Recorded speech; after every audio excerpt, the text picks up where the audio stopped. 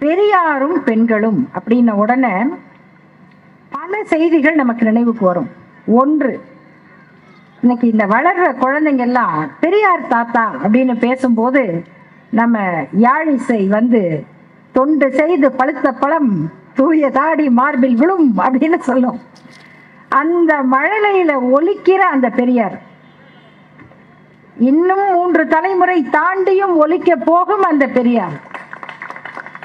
அதுவும் அந்த பெண் குழந்தைகள் வாயில இருந்து அது வருது பாத்தீங்களா, அதுக்கு இருக்க ஒரு பொருள் அது வேற. ஏன் புரட்சி கவிஞர் பாரதிதாசன் சொன்னாரு, தம்பியை பார்த்து சொல்லி இருக்கலாம், தம்பி நீ ஒரு பாட்டு பாடுறியா அப்படின்னு. தம்பி பாடி இருப்பான், பாடாமையா இருப்பான்.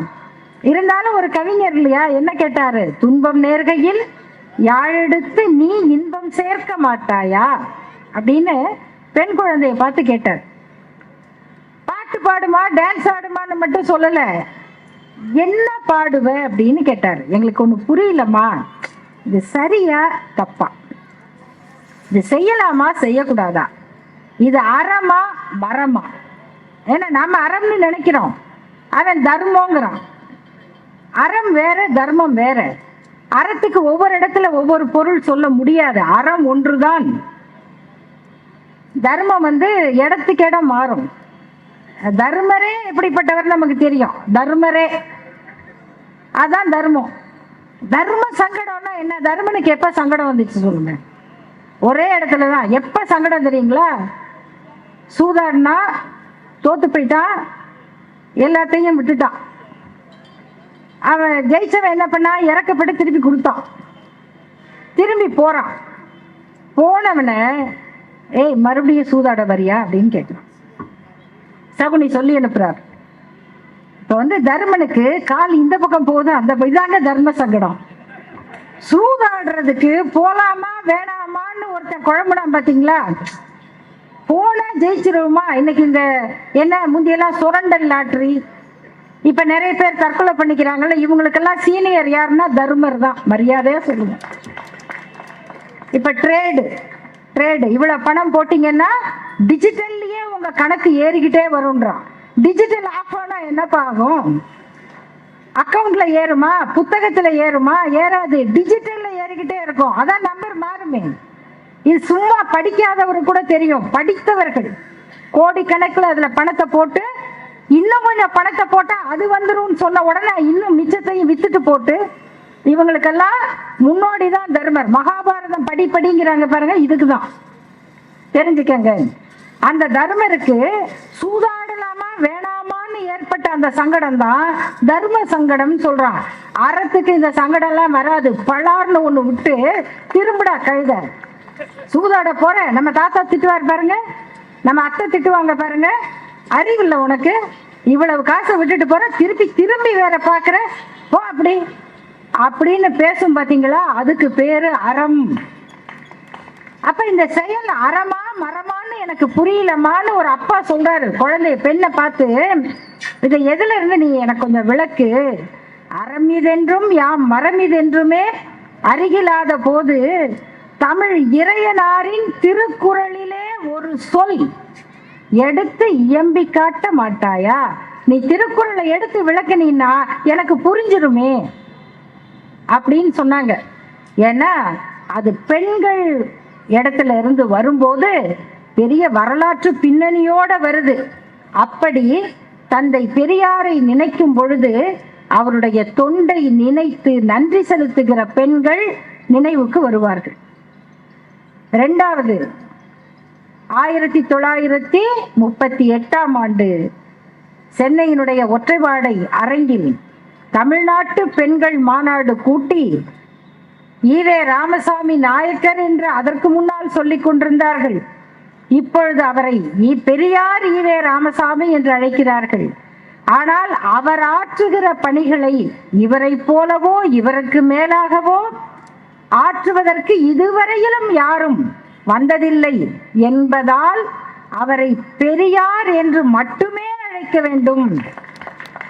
அப்பதான் அவர் பெரியார் அழைக்கப்படுறார். இல்ல, அவரை 1926, 27 இருந்தே பெரியார் ஈவே ராமசாமி என்றுதான் அழைத்தார்கள்.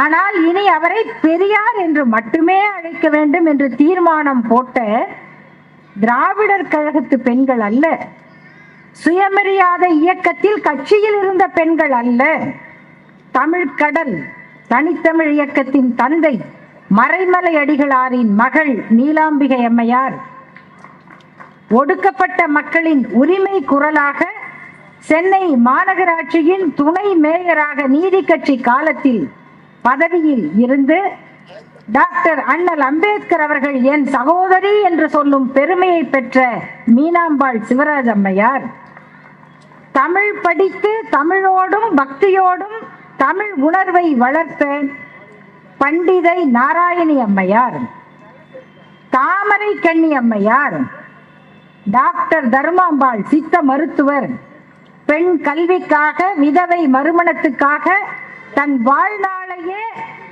உறுதி செய்தவர், தன் வாழ்நாளையே அர்ப்பணித்தவர், அவ்வளவு பெரிய தலைவர். தமிழ்நாடு மாணவர் மன்றம்னு ஒண்ணு இருக்கு. அந்த மாணவர் மன்றம் முன்பெல்லாம் தேர்வு நடத்தும். அந்த மாணவர் மன்றத்துக்கு ஒரு சொந்த கட்டடம் உருவாக வேண்டும் என்று உழைத்து டாக்டர் தர்மாம்பாள் அவர்கள் எல்லாம் சேர்ந்து நடத்திய அந்த மாநாட்டில் அவரை பெரியார் என்று அழைத்து கொண்டாடிய அந்த பெருமை பெற்ற பெண்கள் அவர்கள் நினைவுக்கு வருகிறார்கள். தந்தை பெரியாருடைய வாழ்க்கையில் உறவினால் வந்த பெண்கள், அவருடைய தாயாரை நீங்க பெரியார் படத்துல தான் பார்த்திருப்பீங்க. நம்முடைய ஆட்சி மனோரமா அவர்கள் அவங்களை அப்படியே நடிச்சு காமிச்சிருப்பாங்க. அவங்க ஒரு பாசமுள்ள தாயாக இருந்திருக்கலாம். நீங்க பெரியாரை பத்தி பேசணும் தெரிஞ்சுக்கணும்னா நண்பர்களே, நமக்கு உண்மையில நேரம் போதாது. நீங்க எப்படி செல்லுக்குள்ள போய் ரீல்ஸ் பார்க்குறவங்க எப்படி மீள முடியாம தவிக்கிறாங்களோ, ஷார்ட்ஸ் பார்த்தே நேரத்தை வீணாக்குறாங்க அப்படின்னு சொல்றோம்ல, அதை விட நிறைய இருக்கும் பெரியாரை பத்தி தெரிஞ்சுக்கிறதுல. யாராவது சொந்த தாய் செத்து போயிட்டாங்க, அப்போ எழுதுறாரு, மாதிரி எங்க தாயார் சின்னம்மாள் இறந்துட்டாங்க, வயசான எல்லாரும் சாவாங்க தான், எல்லாம் எப்படிப்பட்ட அம்மாவா இருந்தாலும் இறந்த உடனே என்னென்னலாம் எழுதுவோம். எங்க அம்மா எனக்கு அப்ப எப்படி எல்லாம் சோறு ஊட்டினாங்க, எல்லாம் மனைவி பார்த்துக்கிட்டே இருப்பாங்க சமைச்சுக்கிட்டே. அதுதான் அப்படி சொல்லுவாரு. அது அம்மா சமைப்பாங்கன்னா நம்ம ஊர்ல ஒரு பழக்கம் இருக்கு, ஆம்பளைங்களோட அம்மா மட்டும்தான் சமைப்பாங்க. யாருமே தன் மனைவிக்கும் ஒரு அம்மா இருக்காங்க, அந்த அம்மாவும் நல்லா சமைப்பாங்கன்னு நம்ம ஊர்ல எந்த ஆம்பளைக்கும் தெரியாது, சொன்னா ஒத்துக்கவும் மாட்டாங்க. இல்ல எங்க அம்மா நல்லா சமைப்பாங்கன்னு ஒரு மனைவி சொன்னா தெரியும் தெரியும் வந்துட்டு அவங்க அம்மா பெருமையை பேசுறதுக்கு. இவங்க அம்மா சமையல் ரொம்ப பிரமாதமா இருக்கும், ஆனாலும் அவருக்கு அது நல்ல சமையல் தான், அதை பத்தி எல்லாம் எழுதுவாங்க. ஆனா தந்தை பெரியார் எழுதுகிறார், எங்க அம்மாவுக்கு வயசாயிடுச்சு, அவங்க இறந்து போவாங்க, நான் அப்படியே ஐயாவுடைய மொழிக்குள்ள போனா அது இப்ப முடியாது. ஆனா அவங்க அப்படி ஒன்றும் சிறப்பான வாழ்க்கையெல்லாம் அவங்க வாழல, ரொம்ப ஜாதி வெறி பிடிச்சவங்களா இருந்தாங்க. இந்த மாதிரி நான் குடிநீர் தொட்டி திறந்தப்ப அந்த குடிநீர் தொட்டியில இருந்து தண்ணி பைப் வழியாக தான் வருது. அந்த பைப்பு தாழ்த்தப்பட்ட வீதி வழியாக வந்ததுங்கிறதுக்காக அதை புளி போட்டு விளக்குனாங்க. இதெல்லாம் யாராவது அம்மா செத்தப்ப எழுதுவாங்களாங்க? அதே போல அலி சகோதரர்கள் காங்கிரஸ் இயக்கத்தினுடைய புகழ்பெற்ற தியாகிகள். அதுல ஒருவர் இங்கிலாந்துக்கு சென்ற போது நான் என்னுடைய உடல் சுதந்திர இந்தியாவுக்கு தான் போகும்னு சொல்லிட்டு போனார். அங்கேயே உடல் நலம் சரியில்லாம இறந்துட்டார். அப்ப அவர் அங்கேயே அடக்கம் பண்ணணும்னு போராட்டம் நடந்தது. அப்படிப்பட்ட தியாகிகள் அவங்க எங்க வீட்டுக்கு வந்தப்போ அவங்க இஸ்லாமியர்கள்ங்கிறதுக்காக எங்க அம்மா வீட்டை தண்ணி விட்டு கழுவுனாங்க. இதெல்லாம் இப்படியெல்லாம் சொல்லிட்டு அதனால அப்படி ஒன்றும் வருத்தப்படுற அளவுக்கு ஒன்றும் இல்லை, வயசாயிட்டாங்க இறந்துட்டாங்கன்னு எழுதுறாரு. யாராவது இப்படி, ஏன்னா அவருடைய வாழ்க்கைங்கிறது அவ்வளவுதான். என்னை பெற்ற ஏழைகள் அப்படின்னு அப்பா அம்மாவை பத்தி எழுதுறாரு. நான் பிறந்தப்ப அவங்க ஏழை, என்ன ஒரு விதவை பெண் கிட்ட தத்து கொடுத்தாங்க வளர்க்கறதுக்கு. அவங்க ஏதோ வளர்த்தாங்க என்ன, நான் பாட்டுக்கு அப்படியே வளர்ந்து முரடனா வளர்ந்துகிட்டு இருந்தேன். அவங்களுக்கு காசு வந்துருச்சு, எங்க அப்பா அம்மாவுக்கு காசு வந்த உடனே ஏன் நம்ம பையன் அங்க இருக்கணும் அப்படின்னு திருப்பி கூப்பிட்டாங்க. வளர்த்த பாசம் விடுமா? அந்த அம்மா விடமாட்டேன்னாங்க.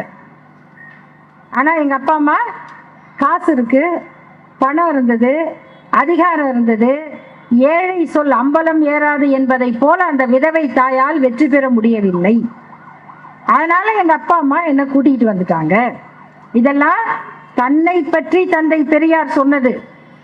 அப்புறம் நம்ம நாட்டில் சில துப்பறியும் புலிகள்லாம் இருக்காங்க. துப்பறியும் புலிகள் அவங்க துப்பறிஞ்சு கண்டுபிடிச்சாங்க. பெரியார் அந்த காலத்துல காசி வீட்டுக்கெல்லாம் போனார் தெரியுமா அப்படின்னு. யாரும் இவங்க சொந்தக்காரங்க சொல்லி கண்டுபிடிக்கல, அவரே எழுதியிருக்காரு தன் வரலாறுல. நான் இப்படியெல்லாம் இருந்த ஆளு பொது வாழ்க்கைக்கு வரும்போது இத்தகைய பழக்கங்கள்லாம் கூடாதுன்னு அதுக்கு பிறகு என்னை திருத்தி கொண்டவன்னு சொல்றாரு. யாராவது சொல்லுவாங்களாங்க? பல பேர் சாகும் வரைக்கும் பல ரகசியங்களோட தான் சேர்த்து போறாங்க. அவர்களை தவிர யாருக்கும் இட் ஷுட் பரி வித் மீ அப்படின்னு ஆங்கிலத்துல ஒரு சொல் இருக்கு. இது என்னோடைய புதைக்கப்படணும். அப்படி ஒரு புதைக்கப்பட வேண்டிய ரகசியம் கூட அவருக்கு கிடையாது. ஏன்னா எல்லாத்தையும் எடுத்து போடுறாரு. நான் இப்படியெல்லாம் இருந்த ஆளு, அப்படி இருந்துதான் நான் பொது வாழ்க்கைக்கு வந்தேன் அப்படின்னு சொல்லி தன் மனைவியை அன்னை நாகம்மையாரை நான் என்னெல்லாம் கஷ்டப்படுத்தினேன்னு எழுதினார். ஆனா அவங்க அதுக்காக வருத்தப்படல. அவங்க இவரை விட தீவிர கொள்கைவாதி ஆயிட்டாங்க. அவங்க கோயிலுக்கு போகக்கூடாது, இந்த பழக்கம் வேண்டாம். அவங்க விரதம் இருந்து சமைச்ச சாப்பாட்டுல எலும்பு எடுத்து ஒளிச்சு வச்சாரு. கடைசியா என்ன பண்ணாங்க? அவங்க விரதத்தை விட்டுட்டாங்க. பல பேர் பாத்தீங்கன்னா தங்களுடைய புரட்சி எல்லாம் எதிர் வீட்டு பொண்ணு நல்லா இருந்தா சரி, அவங்க புரட்சியா இருக்கலாம், எதிர் வீட்டு பொண்ணு புரட்சியா இருக்கலாம், பக்கத்து வீட்டு பொண்ணு புரட்சியா இருக்கலாம். நம்ம வீட்டம்மா அவங்கெல்லாம் கொஞ்சம் பழைய ஆளுங்க, வெளியில வந்தா அவங்க நல்லா பேசுவாங்க. ஆனா இவர் அவங்கள வெளியில விட மாட்டார். ஏன்னா புரட்சியெல்லாம் எதிர் வீடு பக்கத்து வீட்டுல நடக்கட்டும், நம்ம மனைவி அடிமையாவே இருக்கணும். இத மாத்தி தான் பேசுகிற ஒவ்வொரு புரட்சிகரமான செயலையும் முதலில் தன் வாழ்க்கை துணைவியாக இருந்த நாகம்மையார் தான் அவருக்கு நடைமுறைப்படுத்தினார். வர்மாவுக்கு போறாரு, வராரு, பாக்குறாங்க அங்க என்ன பெண்கள்லாம் ஆண்கள் மாதிரியே லுங்கி கட்டி இருக்காங்க, ஜிப்பா போட்டிருக்காங்க, குப்பாயம் ஜிப்பா போட்டிருக்காங்க. எவ்வளவு சௌரியமா இருக்கு அவங்களுக்கு. ஏன் நீங்க அந்த மாதிரி போடக்கூடாது? எதுக்கு இத்தனை கஜம் புடவையை சுத்திக்கிட்டு ஓட முடியாம, ஆட முடியாம, வேலை செய்ய முடியாம எதுக்கு இவ்வளவு கஷ்டப்படுறீங்க அப்படின்னு கேட்கிறாரு. அவங்கள கஷ்டப்பட்டு ஜிப்பா போட வைக்கிறாரு. ஜிப்பா போட்டு லுங்கி கட்டுங்க. இந்த உடை சீர்திருத்தம் அப்படிங்கிறத யூனிசெக்ஸ் ட்ரெஸ் அப்படிங்கிறது சீனாவில் இருக்கு. சீனாவில் இருக்கு. இதை தந்தை பெரியார் எழுதுகிறார், மாநாட்டில் தீர்மானம் போடுறாரு. சீன பெண்கள் ஆண்களை பார்த்தீங்கன்னா, நீங்க நம்ம குங்ஃபு படம் எல்லாம் பார்த்தீங்கன்னா ஒரு பெரிய குங்ஃபு வீரர் வருவாரு. அவர் 70-80 வயசு தாத்தாவா இருப்பாரு. எகிரி எகிரி நிஜமாவே அடிப்பாரு. நம்ம ஊர்ல ஹீரோவுக்கு பதிலாக இன்னொருத்தர் அடிப்பாரு. அவரை நம்ம டூப்புன்னு சொல்லிடுவோம். அவர் தான் டூப்பு. ஆனா அங்க நிஜமாவே ஹீரோவே அடிப்பாரு. அவரை அடிக்கிறவரை பார்த்தீங்கன்னா அவரு உடையும், அப்புறம் அடுத்து ஒரு பொண்ணு கஞ்சி கொண்டு வரும், அந்த பொண்ணு போட்டிருக்க ட்ரெஸ்ஸும் ஒரே மாதிரி இருக்கும். அவரும் 2 ஜடை போட்டிருக்காரு. அந்த ஊர்ல யார் என்ன ஜடை போட்டிருக்கேன்னு நினைச்சியா? அப்படியெல்லாம் கேட்க முடியாது. விட்டு விளாசிடுவார், ஒரே அடி, கை கால் வராது. ஜடையாலே அடிப்பாரு. ஆண்தான். இந்த மாதிரி வித்தியாசம் தெரியாமல் ஆண்களும் பெண்களும் உடை உடுத்தணும் அப்படின்னாரு. இப்போ ஒரு ரயில்வே ஸ்டேஷன்ல ராத்திரி 10 மணி 11 மணிக்கு ஒரு பொண்ணு போறாங்கன்னு வச்சுக்கோங்க. அவங்க போறவங்க ஆம்பளையா பொம்பளையான்னு தெரியாது, நல்லது தானே. ஆனா என்ன கேட்டாங்க ஐயாட்டன்னா, சார் அப்படியெல்லாம் போட்டா இப்பயும் கேட்பாங்க, ஆம்பளை பொம்பளைன்னு வித்தியாசம் தெரியாது, உனக்கு ஏன் தெரியணும்னு. உனக்கு எதுக்கு தெரியும்? உனக்கு என்ன போய் இடிச்சுட்டு போறியா? உன் பிளான் என்ன? உனக்கு எதுக்குப்பா தெரியணும்? தெரியக்கூடாதுங்கிறதுக்கு தான் ஒரே மாதிரி உடை போடணும். இதெல்லாம் வெளியில பேசலாங்க. அதை தன் மனைவியை செய்ய வைத்தவர் தந்தை பெரியார். தோழர் அப்படிங்கிற சொல் இருக்கே, தோழமை, அதுக்கு இணையான சொல் உலகத்திலேயே கிடையாது. காம்ரேடுங்கிறதுக்கு இணையான சொல் தமிழ், தமிழ்ல தோழர். ஆனா இந்த காம்ரேடுகளுடைய ரஷ்யாவுக்கு போறதுக்கு முன்னாடியே தோழர் என்ற சொல்லை பயன்படுத்தியவர் தந்தை பெரியார். அவர் ரஷ்யாவுக்கு போயிட்டு வந்து சொல்லல, அதுக்கு முன்னாடியே அந்த சொல்லைத்தான் பயன்படுத்தினார். அப்ப சில பேர் சொன்னாங்க, அந்த தோழர்ங்கிற சொல் அவர் எங்க இருந்து எடுத்தாரு? தோழமை என்று இவர் சொல்லிய சொல்லொரு சொல்லன்றோன்னு கம்பன் பாடி இருக்காரு அப்படின்னு சொன்னாங்க. ஆனா கம்பனுக்கு பல நூற்றாண்டுகளுக்கு முன்னால நம்முடைய பாரி மகளிர் பாடினாங்க. புலவர் கபிலரை கூட்டிட்டு போய் இவர் யாரு, இவர் எம் தந்தை தோழர் அப்படின்னு சொன்னாங்க. அப்ப தோழர்ங்கிற சொல்ல தமிழ் இலக்கியத்துல நான் படிச்ச அளவுக்கு, நான் கொஞ்சம் தான் படிச்சிருக்கேன், நான் படிச்ச அளவுக்கு தோழர் என்ற சொல்லை தமிழில் பயன்படுத்தியவர்கள் அங்கவை சங்கவை என்ற பெண் கவிஞர்கள். பாரிவேளுடைய மகள், வள்ளல் பாரியினுடைய மகள்கள். அவங்களதான் ஒருத்தர் சினிமா எடுக்கிறேன்னு வந்து 2 பெண்களை அசிங்கமா காட்டி அவங்களுக்கு அங்கவை சங்கவையில பேர் வச்சு வாங்க பழகலான்னு படம் எடுத்தான். இந்த வரலாறுலாம் உங்களுக்கு தெரியாது. அப்ப இந்த தோழருங்கிற சொல்லை தந்தை பெரியார் சொல்றாரு. அப்ப பெண்களும் அப்படிதான் சொல்லணுங்கும் போது முதல் முறையாக மேடையில பேசிய பெண்களில் தன் கணவரை பார்த்து தோழர் ராமசாமி அவர்களே அப்படின்னு அவங்க நாகம்மையார். கணவரை கூட சொல்லிடலாங்க. அவருக்கு அண்ணன் ஒருத்தர் இருக்கார், ஈவே கிருஷ்ணசாமி. மூத்தார், மச்சாண்டார், மச்சினர், என்ன வேணா சொல்லலாம். அவரை பார்த்து தோழர் ஈவே கிருஷ்ணசாமி அவர்களே. இதெல்லாம் யாருக்கு சொல்றாரு? தன்னுடைய குடும்பத்தில் இருந்து அதை சொல்ல வைக்கிறார். கள்ளுக்கடை மறியல் போராட்டம், இன்னைக்கு டாஸ்மாக் முன்னால பெண்கள் போராடுறாங்க. கள்ளுக்கடை மறியல் போராட்டத்துல நாகம்மையார் நிக்கிறாங்க. அங்க நின்ன இன்னொரு தலைவர் யார்? தந்தை பெரியாருடைய தங்கை, பெரியார் வாழ்க்கையில் வந்த தங்கை. அவங்க கரம் பிடிச்சு நம்ம பாச மலர்லாம் தானே பார்த்துருக்கோம். அந்த மாதிரி ஒரு பாச மலர் தந்தை பெரியாருக்கு. கடைசி வரைக்கும் அண்ணன் மீது அவ்வளவு பாசம் கொண்டவர்.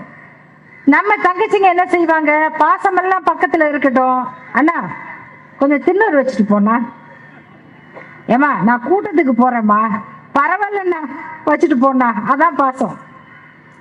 அவங்க தங்கச்சி இப்படி, நானும் கூட்டத்துக்கு வரேனா,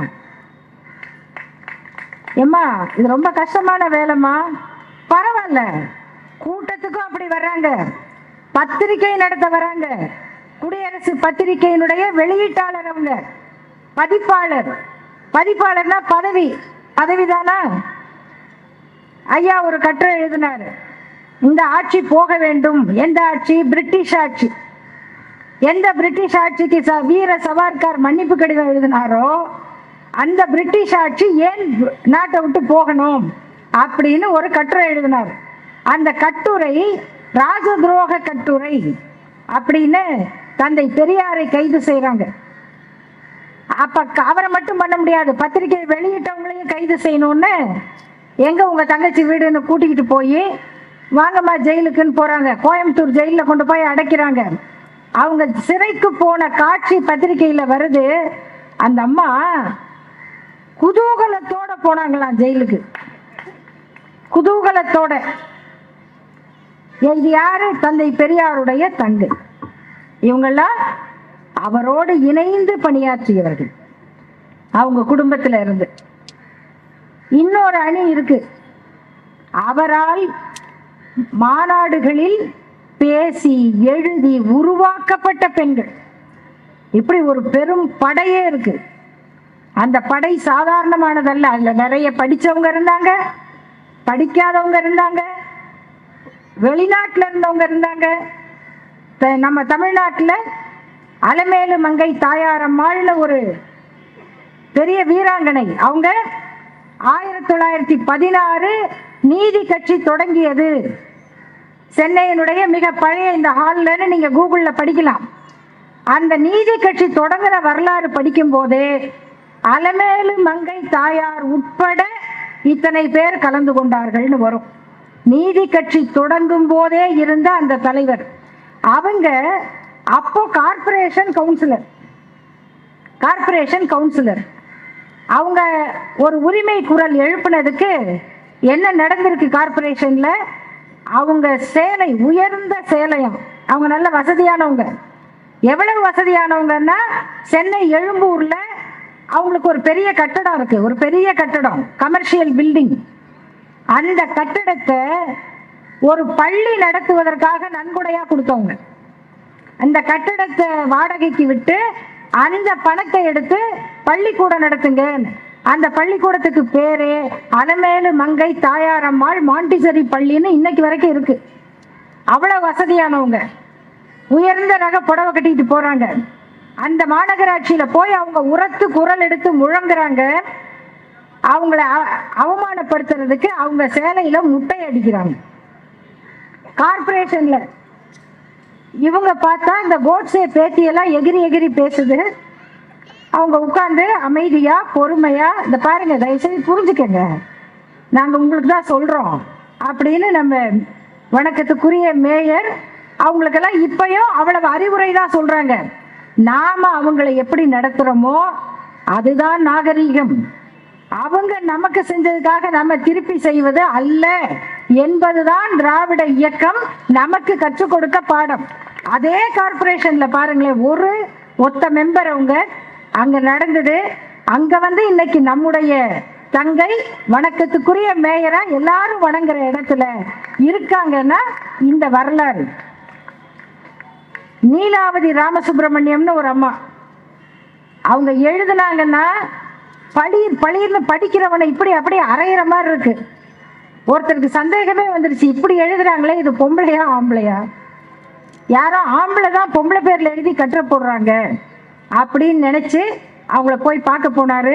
அவங்க பெண் தான்னு தெரிஞ்சது, அதனால கல்யாணம் வேற நடந்தது. அந்த காதல் திருமணத்தை தந்தை பெரியார் எதிர்ப்பு கிடையில நடத்தி வச்சார். ஏன்னா அந்த திருமணம் நடந்த இடம் தனவணிகர்கள் வாழும் ஊரு அப்படின்னு சொல்லுகிற நாட்டுக்கோட்டை நகரத்தார் செட்டியார்கள் வாழுகிற ஊரு. அங்க நடந்த அந்த திருமணம் அவங்கெல்லாம் அவ்வளவு பேசினாங்க. பின்னாடி காந்தியவாதி ஆயிட்டாங்க. மரகதவல்லின்னு ஒரு அம்மா, அவங்கள முருகப்பா என்பவர் திருமணம் செய்து கொண்டார். இதெல்லாம் புரட்சி திருமணம். அவங்க மாதர் மறுமணம்னு ஒரு பத்திரிகை நடத்தினாங்க. எப்போ? 1930களில் மாதர் மறுமணம்.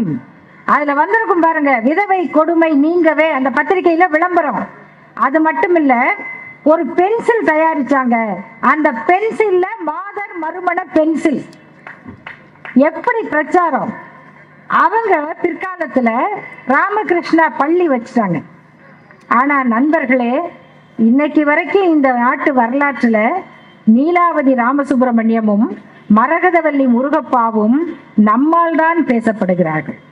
நாம தான் அவங்களுடைய தொண்டை நினைவு கூறுகிறோம். அதுக்கப்புறம் அவங்க வாழ்க்கையில அவங்க வேலை செஞ்சிருக்கலாம், ஆனால் அது வரலாற்றிலும் இடம்பெறவில்லை. அதனால சமூகத்துக்கும் பெரிய பயன் இல்லை. ஆனா இப்படி எல்லாம் இருந்தாங்க. குஞ்சிதம் குருசாமி அம்மையார் இருந்தாங்க. அவங்க திருமணம் இசை வேளாளர் சமூகத்துல பிறந்த பெண்ணுக்கும் ஆற்காட்டு வேளாளர் முதலியார் சமூகத்துல பிறந்த ஆணுக்கும் நடந்துச்சு. இன்னைக்கு கூட இது அவ்வளவு சுலபமானு யோசிச்சு பாருங்க. இன்னைக்கு கூட அவருடைய தங்கையை திருமணம் செய்தவர் தமிழ்நாட்டின் மிகச்சிறந்த கல்வியாளரான நேத்து சுந்தரவடிவேல் அவர்கள்.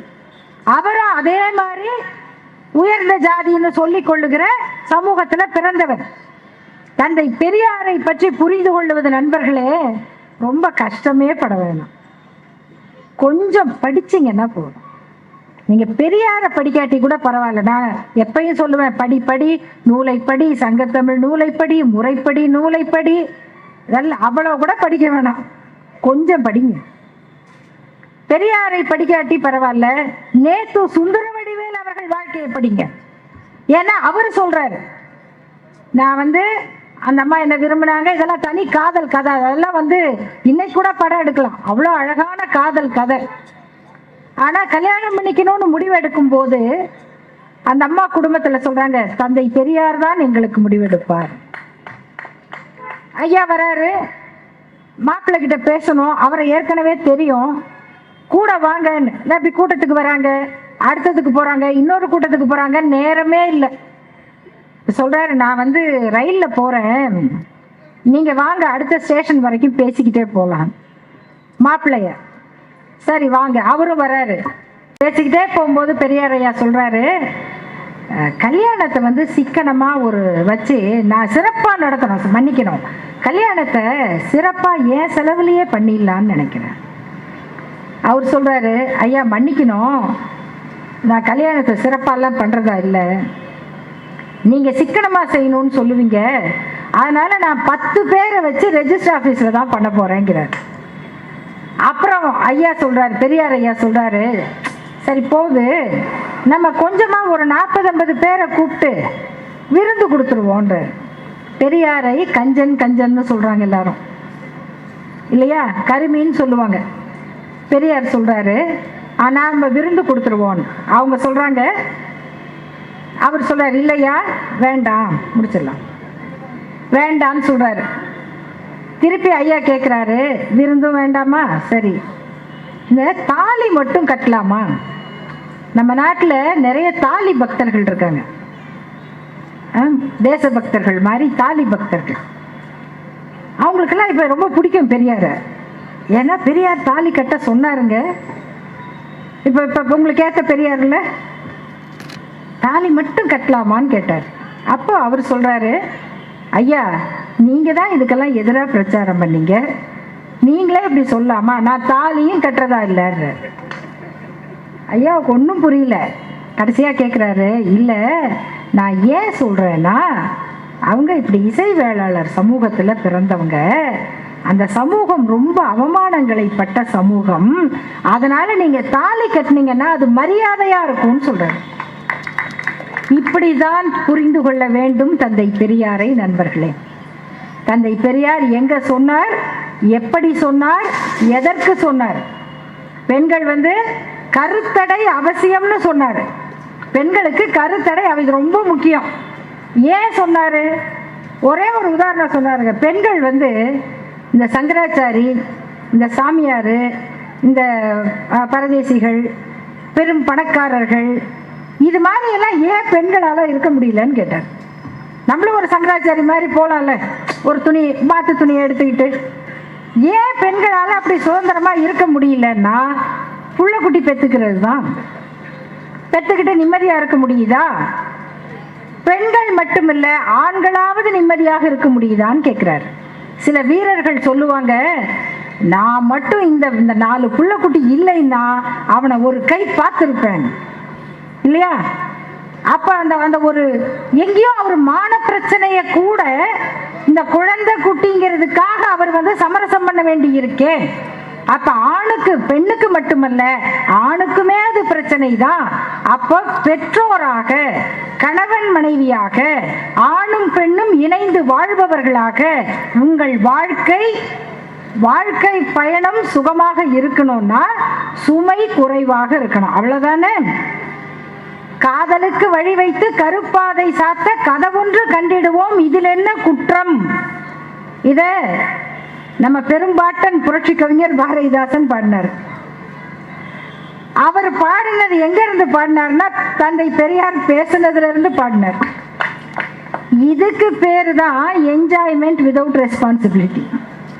ஒரு கணவனும் மனைவியும் தாயும் தந்தையுமாக இணைந்து வாழுகிற 2 பேர் பிள்ளைகள் என்கிற சுமையை ஏற்றுக்கொள்ளாமல் இன்பமாக மகிழ்ச்சியாக வாழணும்னு நினைக்கலாம். அதுக்கு பேரு தான் என்ஜாய்மெண்ட் விதவுட் ரெஸ்பான்சிபிலிட்டி. அதுக்கு பேரு தான் கருத்தடை. அதுக்கு பேரு தான் குடும்ப கட்டுப்பாடு. அது ஊர்ல இருக்கிற பெண்களுக்கெல்லாம் கருக்கலைப்பு செய்கிற பேச்சு அல்ல என்பதை நம்முடைய நண்பர்கள் எல்லாருக்கும் எடுத்து சொல்லணும். இங்கதான் சொல்றார் தந்தை பெரியார். இப்படி வாழ்நாள் முழுக்க அவர் வைத்த அந்த அறிவுரைகள், இத பெண்கள் கேட்டா டக்குன்னு ஏத்துக்குவாங்க. பெண்கள் மட்டும் ஏத்துக்கிறதுக்கு ரொம்ப யோசிப்பாங்க. ஆனா ஏற்றுக்கொண்ட பிறகு அந்த கொள்கையிலே ஆண்களை விட உறுதியாக நிற்பார்கள். ஆண்கள் ஏதாவது கோக்குமாக்கா போனா, என்னங்க நீங்க கொள்கைவாதின்னு சொன்னீங்க கேட்பாங்களா இல்லையா? என்ன இந்த மாதிரி பேசுறீங்க, நான் போய் ஐயாட்ட போட்டு கொடுக்குறேன் இருங்க. என்ன மரியாதை எல்லாம் பேசுறீங்க, பெரியாரிஸ்ட்னு சொல்றீங்க. இதுக்கு பயந்துகிட்டு தான் பல பேர் பெண்களை கூட்டிகிட்டு வர்றதில்ல. இதுக்கு மேல இளம் பெண்கள், படிக்கிற பெண்கள் பெரியார படிச்சா இத புரிஞ்சுக்குவாங்கன்றதுக்கு தான் அவங்க மனசுல ஒரு சொட்டு நஞ்ச விட்டா என்னன்னு அவர் சொந்த பொண்ணையே கல்யாணம் பண்ணிக்கிட்டாரு. இதை கேட்ட உடனே நமக்கே பக்குமே, அவரை பத்தி படிக்கலாமான்னு நினைப்பாங்கல்ல.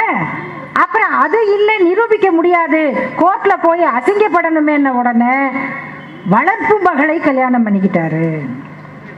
நல்ல வேளை இவங்க பெத்த பொண்ணை கல்யாணம் பண்ணிக்கிட்டாருன்னு மட்டும்தான் சொல்லலை. இவ்வளவு அவதூற பொய் பிரச்சாரத்தை எதற்காக அவர் மீது வீசினார்கள்னா, அவர் கருத்தை பெண்கள் படிக்க கூடாதுங்கிற கெட்ட தீய நோக்கம்தான். அதையெல்லாம் தாண்டி படித்த பெண்கள் தான் இன்றைக்கு தந்தை பெரியார் வரலாற்றை உலகம் முழுக்க சொல்லிக் கொண்டிருக்கிறார்கள். கடைசியா அதுக்கு ரெண்டே எடுத்துக்காட்டு மட்டும் சொல்லி முடிக்கிறேன். இங்க பேசிய டாக்டர் ஷர்மிளா அவர்கள் ரொம்ப மனம் திறந்து சொன்னார், இல்லை தந்தை பெரியார் உழைப்பு இல்லைன்னா என்னுடைய சமுதாய பெண்களும் இப்படி வந்திருக்க முடியுமா அப்படின்னு கேட்டாங்க. நான் உண்மையிலேயே ரொம்ப மனம் நெகிழ்ந்து அதனை வரவேற்கிறேன். ஏன்னா அதை உண்மையில அவங்க சொல்லுவது மிக மிக தேவையான ஒன்று. அதுக்கு ரொம்ப நேர்மையும் உண்மையிலேயே நல்ல ஒரு உள்ளமும் இருந்தாதான் அதை ஒத்துக்க முடியும். ஒரு சகோதரி ஒரு கதை எழுதியிருக்காங்க. அதுக்கு பேரு 3ஆம் பிழக்கடை அப்படின்னு. ஒரு விதவை பாட்டி 3 நிமிடத்தில் முடிச்சிருவோம் ஐயா. ஒரு விதவை பாட்டி 3ஆம் பிழக்கடையில தான் அவங்கள வச்சிருக்காங்க. அப்படி வச்சிருக்கவங்க முன்வாசலுக்கே வர முடியாது, யார் முகத்திலையும் விழிக்க கூடாது. அந்த ஒரு வீட்டுல 3 கட்டு இருக்குதான். அந்த 3ஆவது பிழக்கடையிலேயே கிடந்த அந்த பாட்டி கடைசியா ஒரு நாள் செத்து போறாங்க. அப்ப அவங்க ஆவி, அவங்க நம்பிக்கை இருக்குல்ல, அந்த ஆவி எந்த வழியா போகும்? அந்த புழக்கடை வழியா போச்சா, முன்வாசல் வழியா போச்சா? இல்ல, அந்த வீட்டில் கண்ணாடி பதிச்சிருப்பாங்க பாருங்க கூரையில, அந்த கண்ணாடி உடைத்து கொண்டு அந்த ஆவி போச்சு. அப்படி சொல்றவங்க ஒரே ஒரு வரி சொல்லியிருக்காங்க, பெண் என்பவள் சுதந்திரமான ராணியாக வாழ வேண்டும், தன் இஷ்டம் போல் வாழ வேண்டும், தன்னை தானே மேம்படுத்தி கொண்டு தனக்கான மகிழ்ச்சியான வாழ்வை பகுத்தறிவு சிந்தனையோடு வாழ வேண்டும் என்று ஆசை கொண்ட அந்த பெரியார் அன்றைக்கு இருந்திருந்தால் என் பாட்டிக்கு இந்த கஷ்டம் வந்திருக்காது. அப்படி வாழ்ந்த அவரை தந்தை என்று சொல்லாமல் வேறு யாரை சொல்வது? ஜெயஸ்ரீ அப்படின்ற அந்த சகோதரி அவங்க எழுதியிருக்காங்க. அதை போல இந்த பரம்பரை திராவிட இயக்க தலைவர்கள் என்ன செஞ்சாங்க அப்படிங்கிறதுக்கு கடைசி உதாரணம் பெண்கள். இவங்கெல்லாம் பயன் பெற்ற பெண்கள், ஐயாவுடைய வாழ்க்கையில் வந்த பெண்கள், அவரை பாராட்டிய வெளி இயக்கத்தில் இருந்த பெண்கள், தந்தை பெரியாரால் உருவாக்கப்பட்ட இயக்க பெண்கள், அவற்றை தாண்டி அவரால் பயனடைந்த பெண்கள். இந்த பட்டியலில் தான் அப்படின்னு ஒரு ஆங்கில நாவல், இது தமிழ்ல முள் அப்படின்னு வந்தது. இந்த நூலை எழுதியவர் முத்துமீனாள் என்ற சகோதரி. அவங்க என்ன, அவங்களுக்கு நிலைமைன்னா 9 வயசுல அவங்களுக்கு தொழுநோய் ஏற்பட்டது. அதுல இருந்து மீண்டு வந்துட்டாங்க. மீண்டு வந்து ஐயனார் என்ற தோழரை திருமணம் செஞ்சுக்கிறாங்க. திருமணம் செய்து இன்னைக்கு வாழ்றாங்க, சிறப்பாக வாழ்றாங்க. ஆனா அவங்க பட்ட அவமானம், வலி இருக்கு பாருங்க, முள்ளு மாதிரி, தொண்டையில சிக்கின முள்ளு மாதிரி குத்திக்கிட்டே இருக்கு. அந்த முள்ளை இறக்கி வச்சு இந்த புத்தகத்தை எழுதியிருக்காங்க. இதுல நிறைய செய்தி இருக்கு, ஆனா ஒரே ஒரு செய்தி போதும். இந்த புத்தகத்தை வெளியிட்ட எல்லோரும் சேர்ந்து அவர் சின்சியர் தேங்க்ஸ் அப்படின்னு போட்டிருக்காங்க. இதுக்கு யாருக்கு நன்றினா, அவர் sincere thanks to doctor M Karunanidhi, Honorable Chief Minister of Tamil Nadu, for establishing home for leprosy affected people throughout Tamil Nadu in 1973. இந்த திராவிட இயக்க பணிகளால் இதுக்கு பேர் தொழுநோயாளிகள் இல்லம் என்பது பொதுதான்.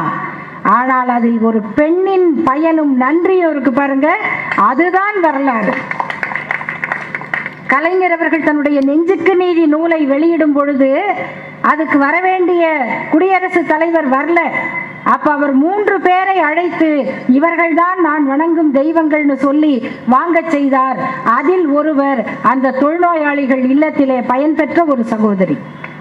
ஆக அது உடல்நிலையாக இருந்தாலும் மனநிலையாக இருந்தாலும் உயிர், உணர்வு, உரிமை என்ற அனைத்திலும் பெரியாரும் பெண்களும் என்ற இந்த இணைப்பு இந்த நாட்டின் வரலாறு. அது என்றென்றும் தொடரும். நன்றி, வணக்கம்.